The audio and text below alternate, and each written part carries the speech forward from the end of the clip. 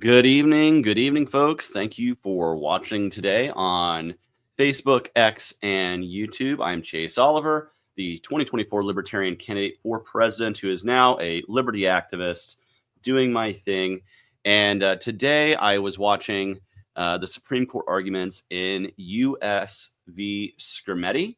It was the first time trans healthcare has made its way. Thank you. Thank you for that. Yes, I also agree. It's a nice beard. Thank you. Good evening. Good evening to you, Costa. Chase 2040. How old will I be by then? I'll probably be old enough to be the average candidate for president at that point. But let's see. Thank you guys for having for joining me today. Please throw your comments in if you want to. But so today was a Supreme Court case, US v Skrmetti, arguing over the constitutionality of Tennessee Bill SB 1, which is a bill that outlawed all gender affirming care for those under the age of 18, of any kind. And it was being argued by on the side of the United States. The U.S. Justice Department was U.S. Solicitor General Elizabeth Prelogar, as well as Chase Strangio, different Chase, not me, Chase Strangio, arguing on behalf of the ACLU and Tennessee families and medical associations. And Chase is the first openly trans person to ever argue in front of the Supreme Court. Pretty cool to have kind of seen that happen today, especially considering the subject area which this was about. Now, just to really get into this, let's get into kind of the history of the bill being passed and kind of how this got into the Supreme Court. So this bill was passed by the Tennessee legislature. And when it was immediately challenged in the courts. Initially, the district court had halted the bill or halted the law from being enacted. Later on in the circuit court, that was the original law was upheld and was allowed to go through, which is where they are at right now in Tennessee. And this has made its way now up to the Supreme Court. And there's a lot of things to really think about when you are when you're really looking at this case, and some things you have to understand when you listen to the court.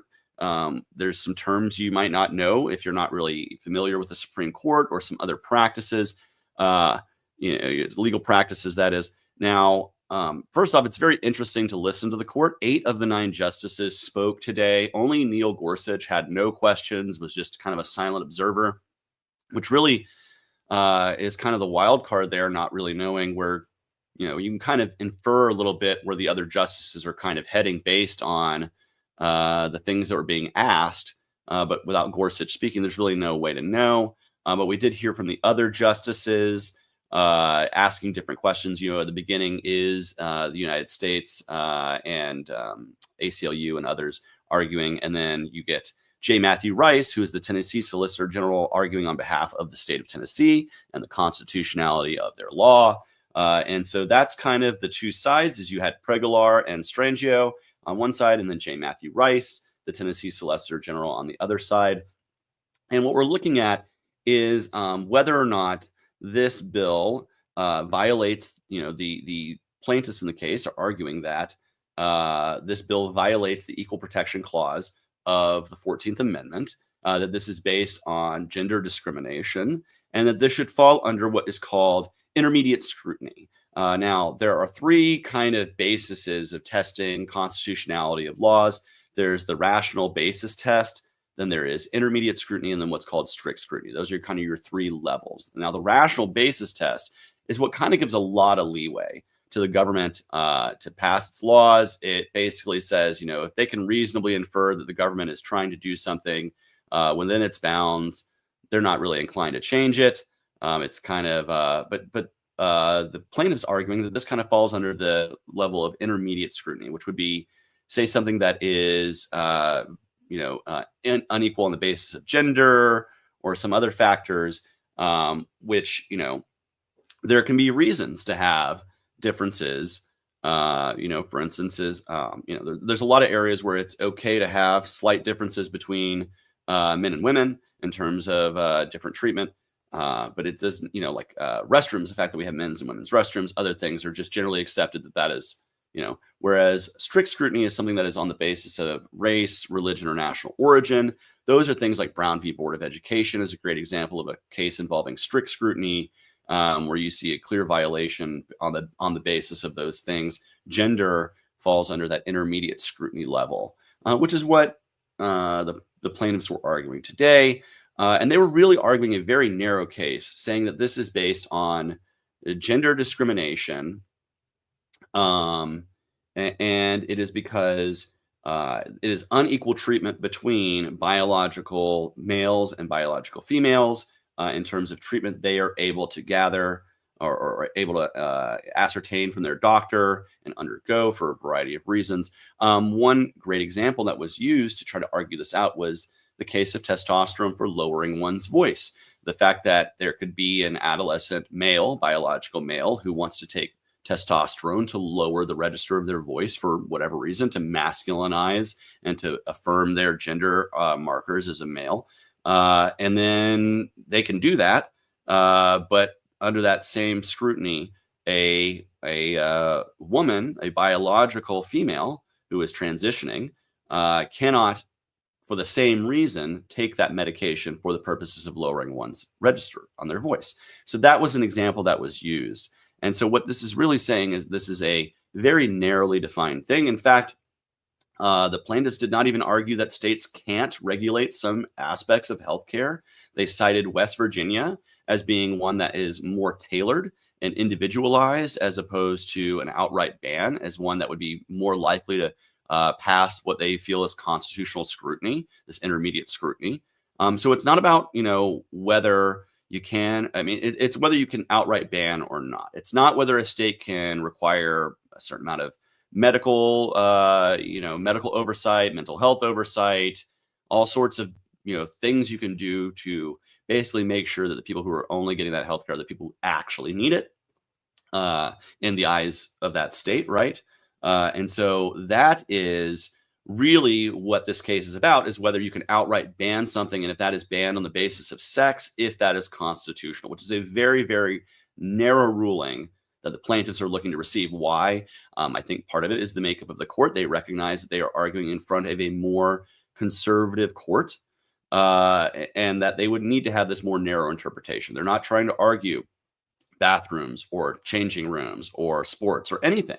They're merely arguing medical care on the basis of sex and whether there is discriminatory action on the basis of SB1. I think they did a very good job of trying to keep it focused that way, though many of the other justices wanted to discuss other things. Kavanaugh, for instance, brought up sports and brought up changing rooms and bathrooms. And the plaintiffs were quick to remind that they are not arguing these things.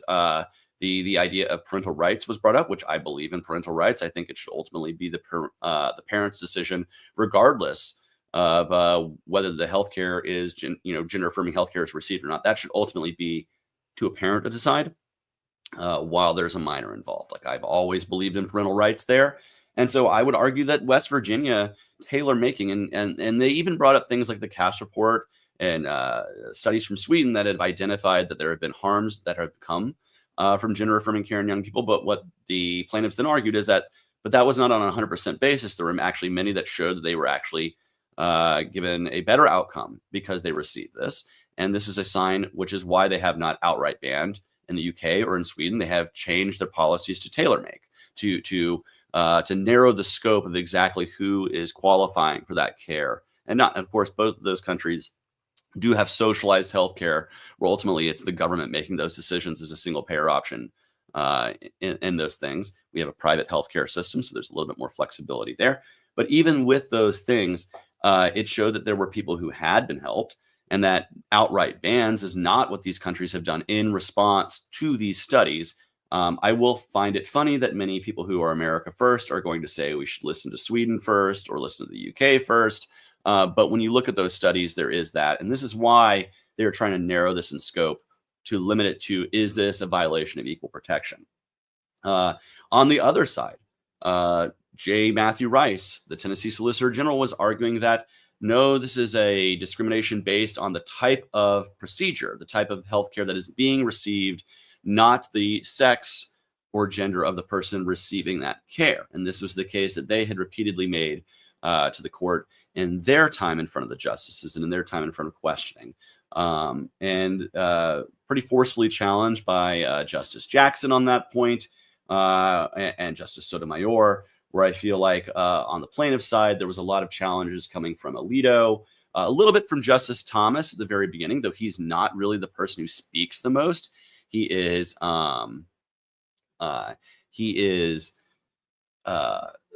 somebody who is very, usually not very loquacious when it comes to the court, but he did ask about effects of testosterone and whether there are differences between biological males and females with those medications. Again, Alito cited the CAF's report and reports from Sweden, as well as, he argued some procedural precedent stuff, whether there's a case called Bostock, which involved, is kind of tangentially involved, and many would say is quite involved in the precedent of this case. And so there's a lot going on here. But when you look at things like intermediate scrutiny, okay, let me give you an example. I mentioned that earlier. Gender discrimination. So this was a case that happened with Social Security gender discrimination survivor benefits. It was called Californo versus Goldfarb. And that was argued. In fact, the person who argued this case in front of the Supreme Court was Ruth Bader Ginsburg, fun fact. And in that case, it was about the fact that men were being discriminated against on Social Security benefits because women would get full survivor benefits if their husband passed away. But unless you fit a certain income window as a male, you were not receiving those full benefits if your wife passed away. And so this was a case of arguing that, this is a case of gender discrimination, or not gender, sex discrimination under the 14th Amendment. It was actually kind of a landmark case involving that kind of intermediate scrutiny level, whether, the government can do that or not. And so this is just, kind of one such case. And I think there is a very much, a level here of like whether this falls under that scrutiny or not. Now, there's a little bit of wrinkle in this case. Now, the plaintiffs are the United States Justice Department, currently headed by Joe Biden and his Justice Department. There will be a new Justice Department in a little bit over a month. And it is very likely that Trump will just, say that the Justice Department no longer disagrees with the state of Tennessee on this case, and there's no more standing for the Supreme Court to validate or invalidate on that basis, because now the federal government agrees with the state government. There's no need to take that up at the Supreme Court. That could very much happen. The Supreme Court could kick this out to the ACLU and the families who are not officially part of the brief, but could be, because they're kind of tangentially related to the case. They could re-argue the case. They could just take this testimony and use that to move forward, citing the ACLU and the family of trans kids in Tennessee as the plaintiffs in the case. Or they could have a whole new hearing where they actually bring in these medical associations, the ACLU, and the families of these children and their attorneys to argue the case, rather than the Solicitor General kind of leading the case. So that can happen. And so this is what's really kind of likely to happen. And it's really up to the Supreme Court whether they continue this moving forward with a renamed plaintiff, or if they have to rehear testimony, or if they just forget it altogether. And that could likely happen.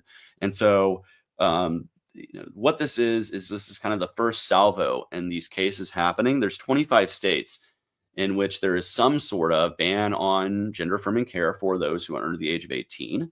And it's going to continue to be argued in those district courts on up to the Supreme Court. If this case is completely removed by the current Supreme Court, it could take years for another case to be heard. We don't know. Now, what are the outcomes?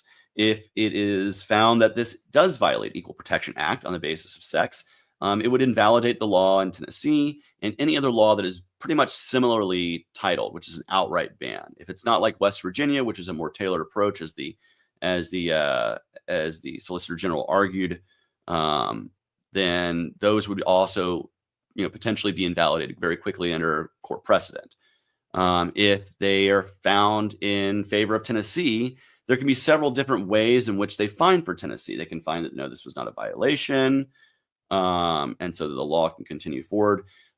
They could argue that this is now precedent to any case involving trans people, and that would have a more far-reaching effect. And so it's really up to whether the court wants to rule on this, whether whether the federal government changes its mind after January 20th in terms of backing this case. There's a lot of wrinkles that are going on, and we might not have a total, resolution to this case in June. We might not, which is when opinions are expected to go out, unless, of course, the Trump White House is busy doing other things and they kind of just forget to handle this, which I don't think is likely, but is also not outside the realm of possibility. Let's be real.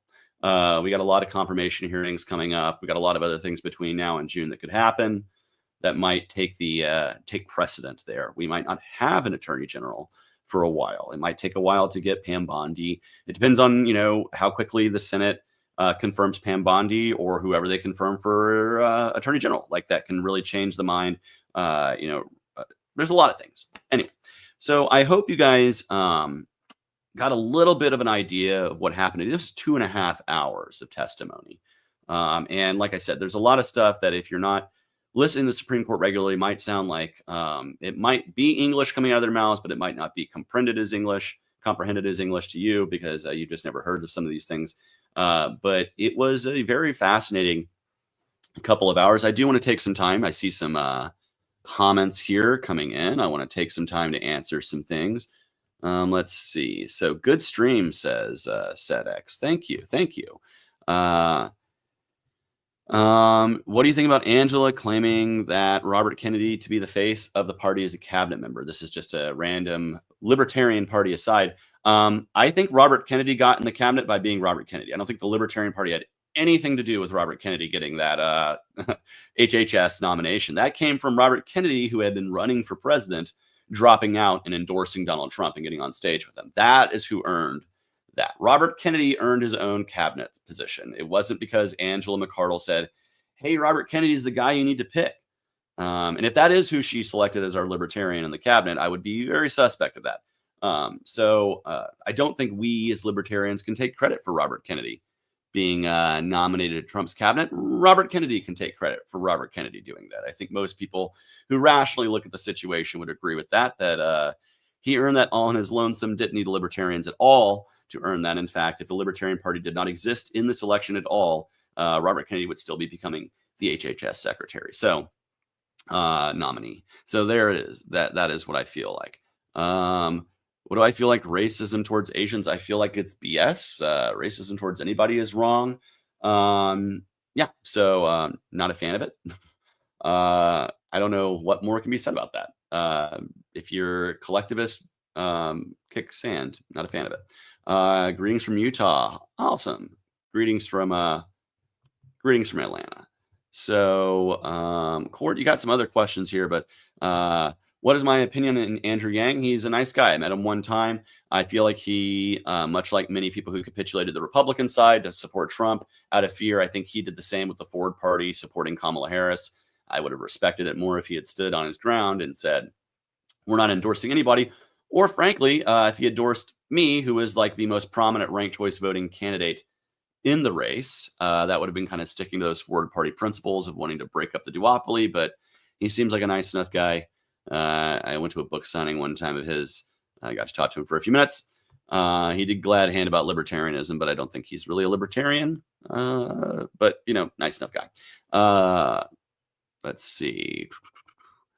Do I think marriage equality is in danger with the victory of my opponent? I do believe at this point the genie is out of the bottle. I don't anticipate the federal government trying to outlaw gay marriage, and I do think that based on previous legislation that's been passed by Congress that I don't think would be unpassed by Congress, states aren't going to try to follow suit either. That I think marriage is pretty much pardon the pun, baked in the cake, right?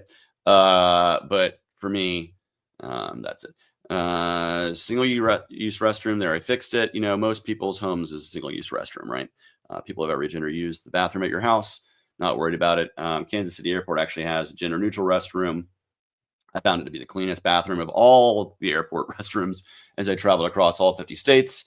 But maybe that's just because that airport's got a great janitorial staff. Who knows? Um, Honestly, they focus on a 14th Amendment, but I would have liked them to also push a Ninth Amendment idea in this case. Not sure which side you're saying should push the Ninth Amendment. I would argue that that would be, the unenumerated powers. Um, you know, I think the 14th Amendment is much more where this is in realm historically. But there we go. Chase, you're awesome. Keep up the good work. Thank you, Scientific Libertarian.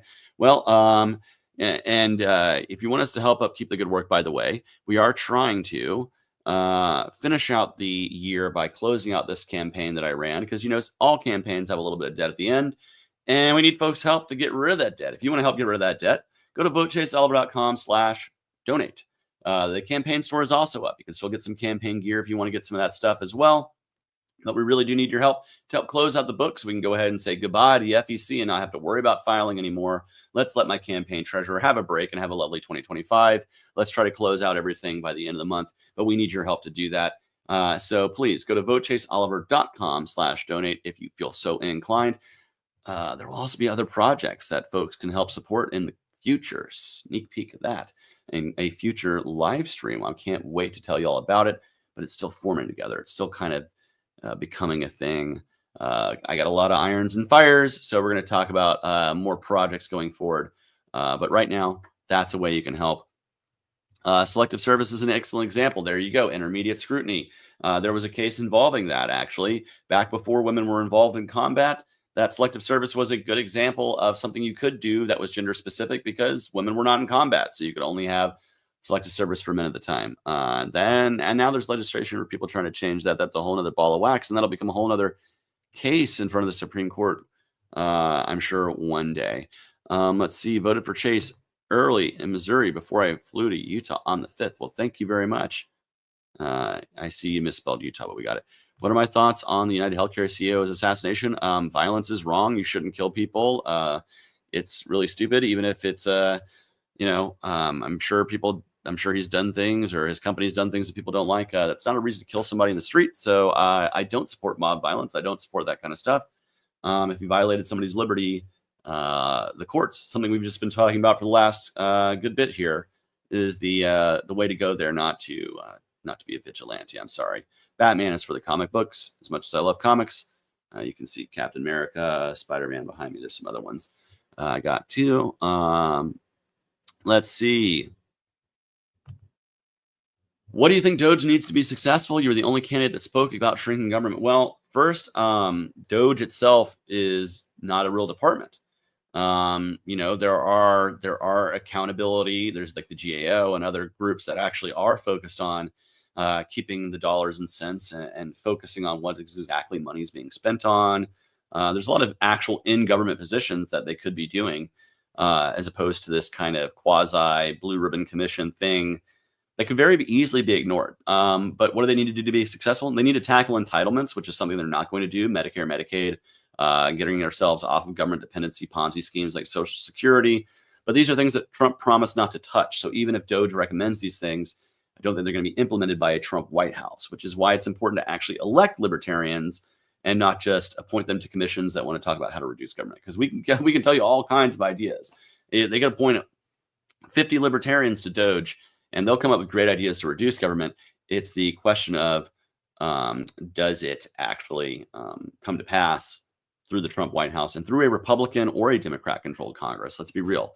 Neither of those groups have ever really reduced government. So, what we need is to elect libertarians, and we need to build a libertarian party that can actually start winning, and not just at the local level, but start winning at the local level to build our bench up. This is why I'm committed to building up the Libertarian Party. It's why I don't feel like we need to be the JV team for one side or the other of the duopoly. We need to build ourselves up to be something completely different. We need to professionalize our operations. We need to actually find, performance KPIs that we can put our leadership in charge of reaching or exceeding. And if they don't, we replace our leadership or find a better path forward.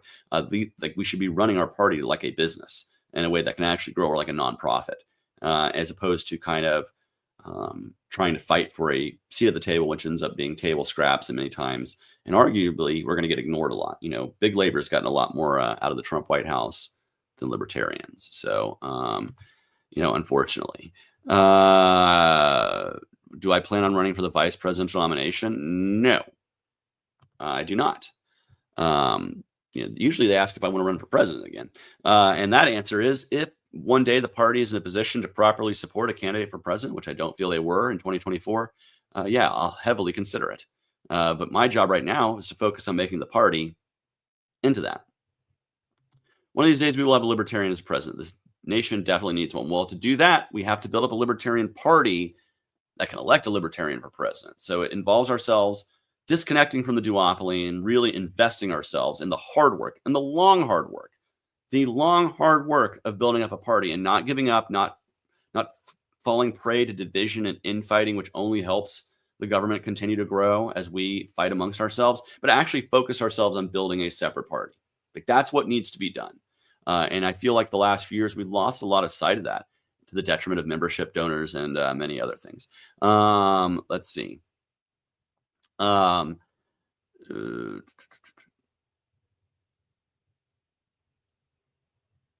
Yeah, I don't agree with, by the way, leaving the Libertarian Party. I think if you're a libertarian and you want to see a better Libertarian Party, it is better invested in focusing on building a better Libertarian Party and not trying to build a party elsewhere. I have friends who think differently, but we need to build this party up. I think we already have ballot access, we have name ID and recognition, and really it is about being able to properly run a political party.